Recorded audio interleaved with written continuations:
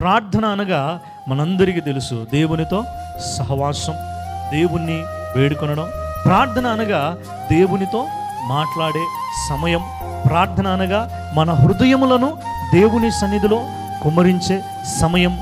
ప్రార్థన అనగా ఇతరుల యొక్క అవసరతలు, ఇతరుల యొక్క అక్కరలు, ఇతరుల యొక్క వ్యాధులను గురించి కానీ, బాధలను గురించి కానీ దేవునితో వెళ్ళి విజ్ఞాపన చేయడం. ప్రార్థన అనగా దేవునితో నిబంధన చేసుకుందాం. ప్రార్థన అనగా మనందరికీ తెలుసు, దేవునితో సహవాసం, దేవుణ్ణి వేడుకొనడం. ప్రార్థన అనగా దేవునితో మాట్లాడే సమయం.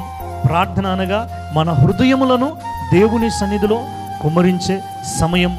ప్రార్థన అనగా ఇతరుల యొక్క అవసరతలు, ఇతరుల యొక్క అక్కరలు, ఇతరుల యొక్క వ్యాధులను గురించి కానీ, బాధలను గురించి కానీ దేవునితో వెళ్ళి విజ్ఞాపన చేయడం. ప్రార్థన అనగా దేవునితో నిబంధన చేసుకుందాం.